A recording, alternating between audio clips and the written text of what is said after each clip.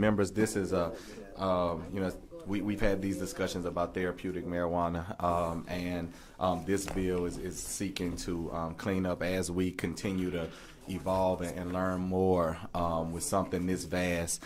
We are continuing to see things that we need to go back and tweak and change in order to have a successful program.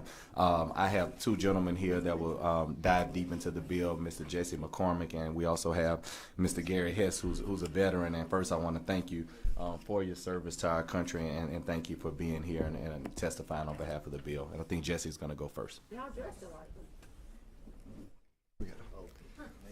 Jesse McCormick, Louisiana Association for Therapeutic Alternatives. Thank you for having us. We know it's late in the day, so we'll be pretty quick. We first passed a medical marijuana bill in 2015, and as of today, we have still not got off the ground. And in that period of time, 9 to 10 other states have passed similar programs. And I want to tell you who those states are, because it's not California and Oregon. It is Arkansas, Georgia, Florida, Oklahoma, Missouri. It is states that look a lot like Louisiana, and they're getting on board. And so as they move the speed of which the policy moves, we've learned things that we need to change. Some things we've done is to take away kind of the step therapy portions of the law. We've removed prescription language in there that under federal law you can't write a prescription. It's a recommendation. It's a motion it's a topic that's been debated a lot in this committee. And then finally, we remove the prohibition on inhalation, which does not mean that there will be any raw or crude or marijuana, but there is different ways of delivery method for this product that are instantaneous as opposed to waiting for something that is ingested. And I want to talk specifically, and I don't want to talk too long because we have several physicians here, we have patients here. And Gary, if you would, I'd like to introduce Gary. Gary's from Louisiana. He's from Belle Chasse.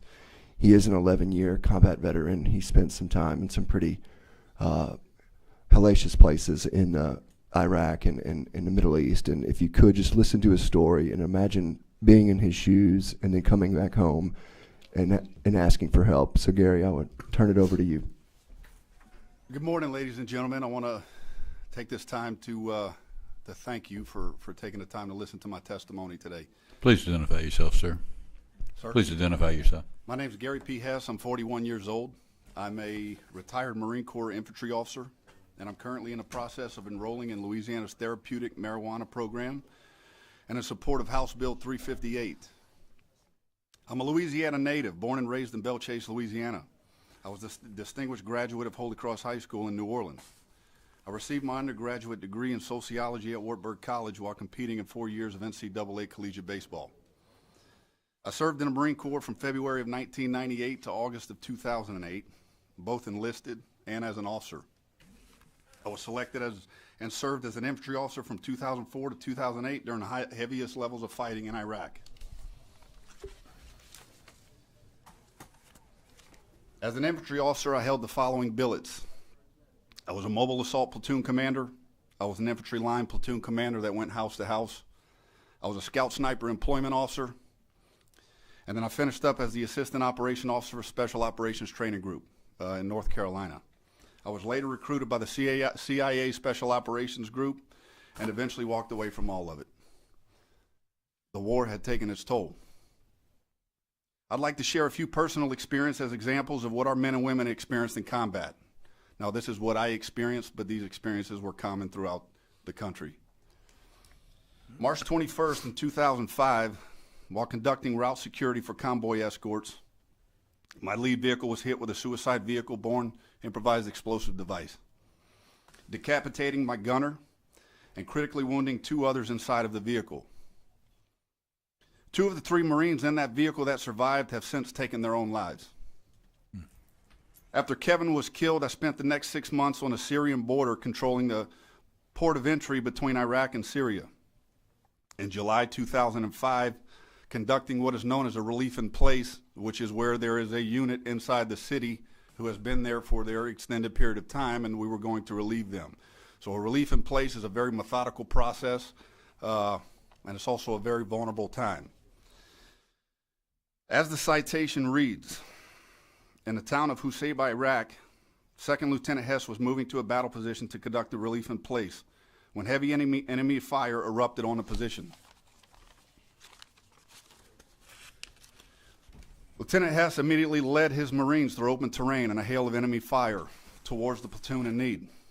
Lieutenant Hess deployed his Marines, exposing himself to enemy fire time and time again to personally emplace his men. Second Lieutenant Hess moved from position to mass his own fires and spearheaded an overwhelming counterattack against the enemy force. The swift destruction of the enemy saved Marines under siege and facilitated the timely evacuation of wounded Marines. In less than 6 months on the Syrian border, we were involved in 308 engagements. In less than 180 days, it took its toll. The second deployment was much the same. During the second deployment of December 26, 2006, I was operating with a 4-man unit away from any direct support. Once again, we were targeted with a complex attack, starting with mortars followed by rockets and machine gun fire. They drove a suicide, full-size triaxle dump truck loaded with C4 into the front of our building. To this day, I hear the words from Staff Sergeant Manton as clear as day.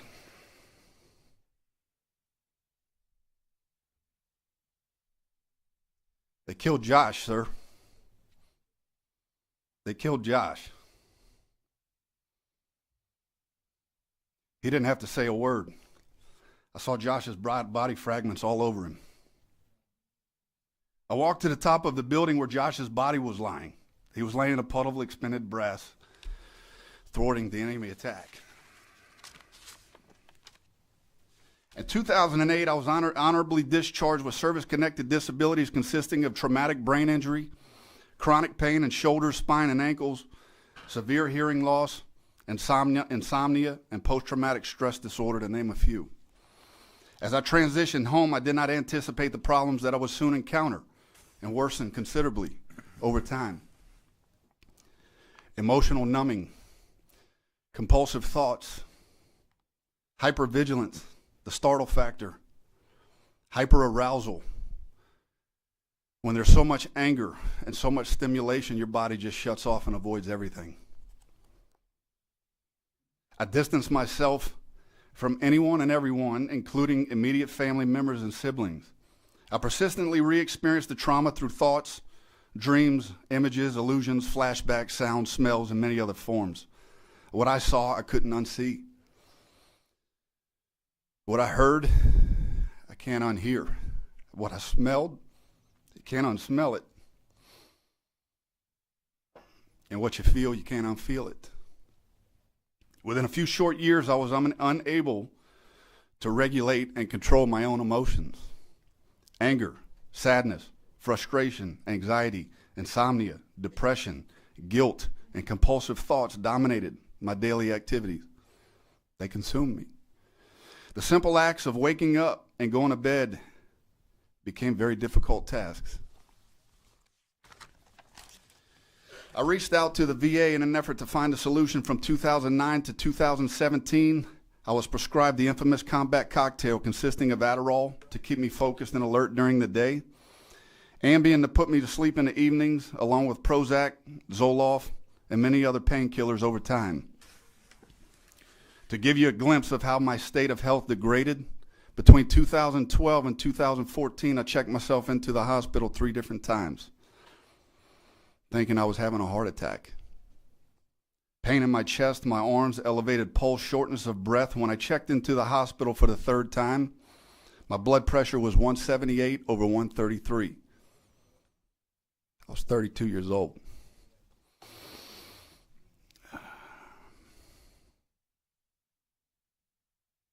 Couldn't understand why this was happening to me. By 2015, I was mentally broken. My wife was leaving me. My business was in shambles. Mental and physical health was degrading, and I could not figure it out, nor could I stop it. I was inadequate. I was a failure. This behavioral pattern became unbearable. It became unbreakable and prevented me from taking proactive steps to recovery. Starting in 2016, I was introduced to various forms of medicinal marijuana consumed through oils and edibles. There was a noticeable difference over time, but I felt that I had no control over the dosage or its effects. The delayed responses and uncertainty of edibles and oils lacked the immediate delivery needed for PTSD symptoms. I want to paint a picture. As that full-size triaxle dump truck, the same ones you see driving down the interstate every day through Baton Rouge, drives into the front of my building, that image is ingrained. It will never go away. So as I'm driving with my 3-year-old son and I pull up next to a triaxle dump truck, whether I like it or not, I have some type of response. Sometimes it's good, sometimes it's bad. A delayed response and the self-medication is not the answer. It does not help.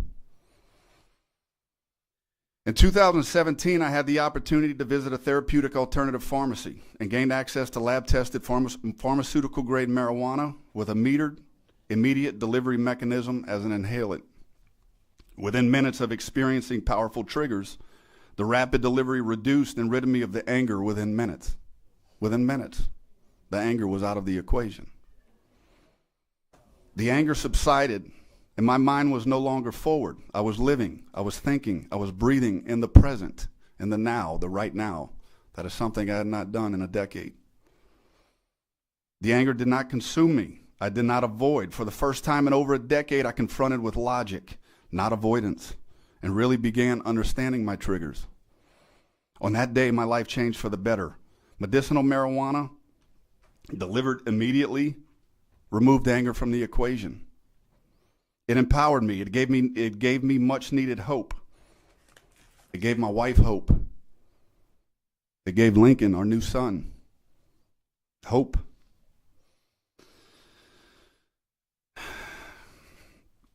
By removing anger from the equation, I was able to start engaging in necessary conversations to begin a proactive recovery process. It reduced the muscle tension in my body. It helped ease the pain immediately. It allowed for clarity and focus. It reduced my compulsive thoughts. Within 3 months, I was off all of the medication prescribed by the VA. To this day, I use medicinal marijuana with an immediate delivery mechanism on a daily basis. I'm asking for you to give me the right to do this legally in my own state, especially in front of my wife and my soon-to-be 2 sons.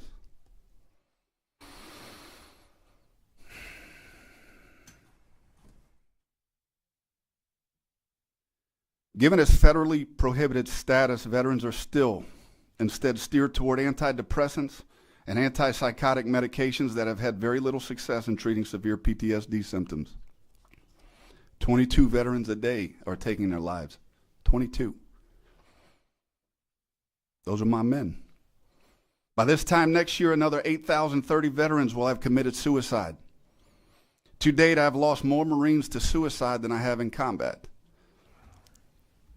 I am here today only because of this woman sitting on the left side of the table in medicinal marijuana.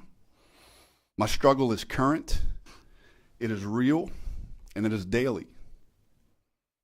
Our veterans, my Marines, continue to kill themselves at alarming rates because we are denying them access to therapeutic alternatives that work and have proven to work time and time again.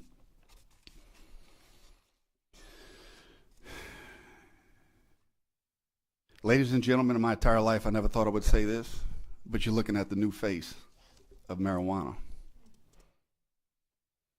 I'm asking for your support on House Bill 358. Please allow the Louisiana Board of Pharmacy to consider metered inhalation devices as an option for PTSD patients, veterans, and other Louisianians currently covered under the Allison Newstrom Act. I want to thank you again for your time, and I'll open it up for any questions you may have.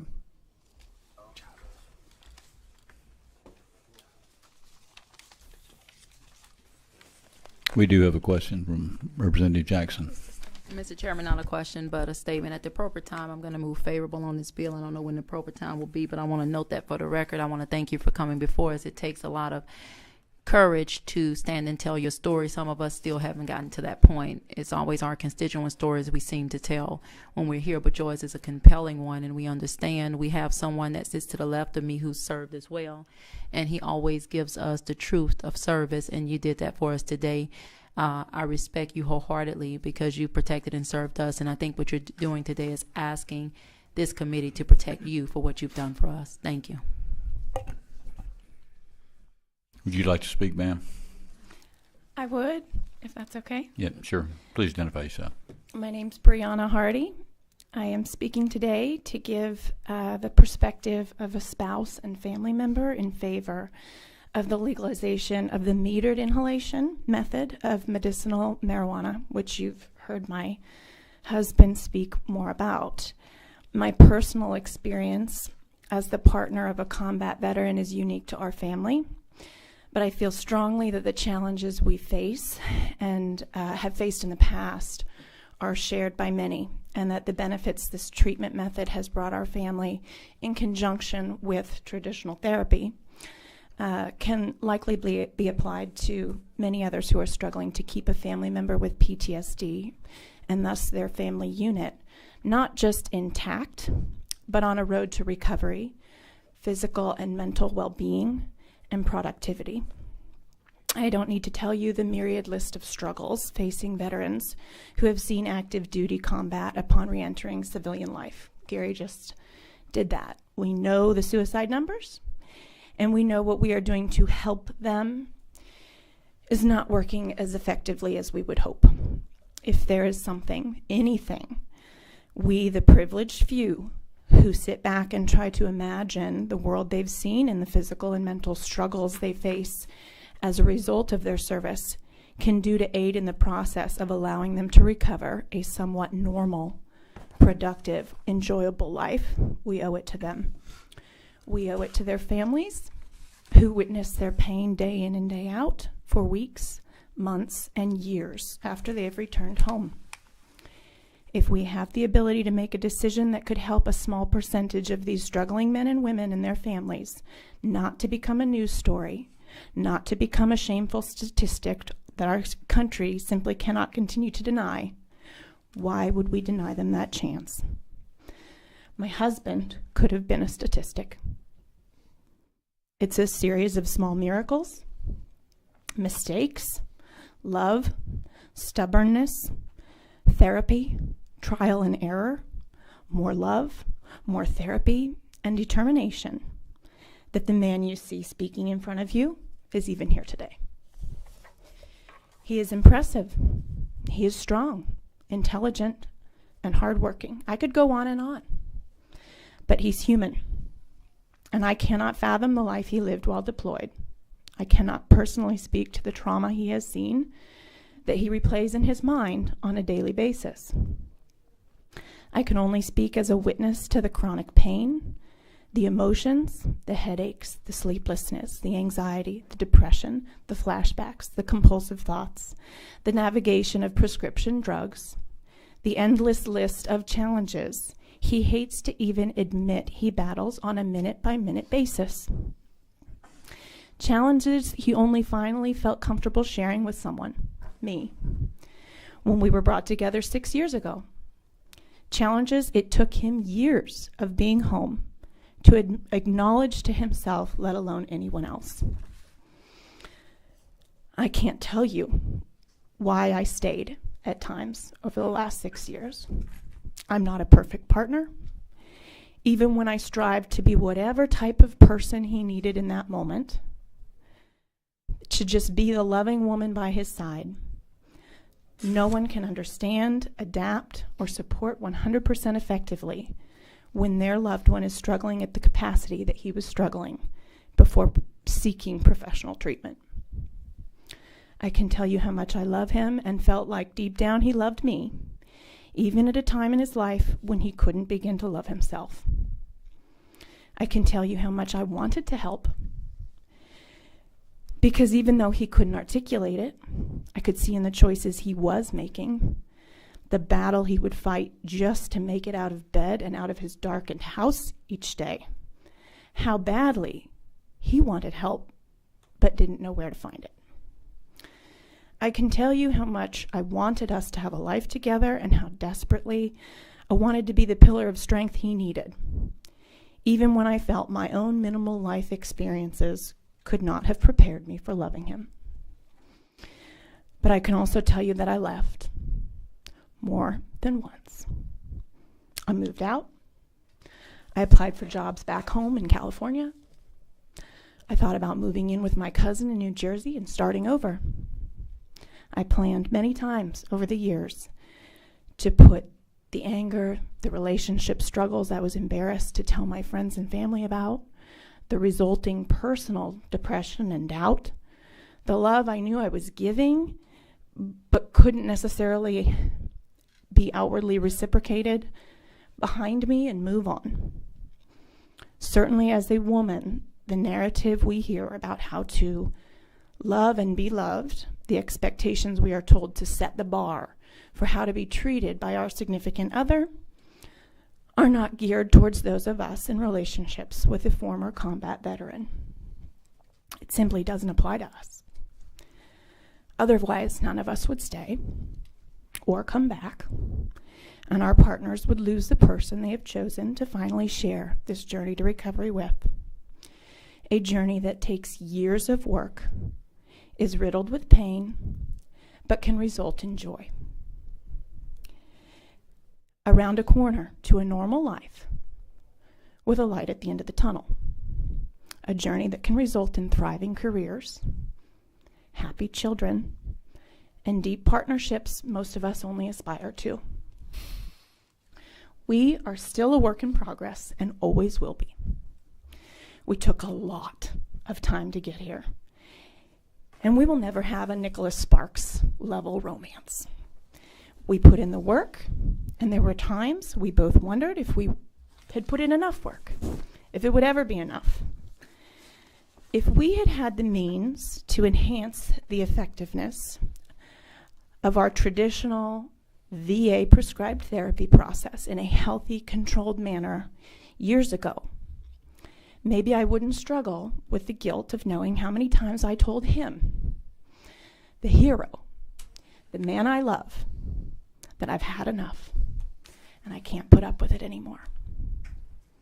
If we'd had some alternative to ease the cocktail of prescription drugs to help him and help us, maybe I wouldn't have feared so many conversations, repressed so many emotions, and held back from the productive moments as they arose because we hadn't mastered the communication techniques necessary to navigate those situations outside of our therapist's office. All the work we put in has kept us churning forward. The effects of years of therapy, the help of prescription drugs, those things must be acknowledged.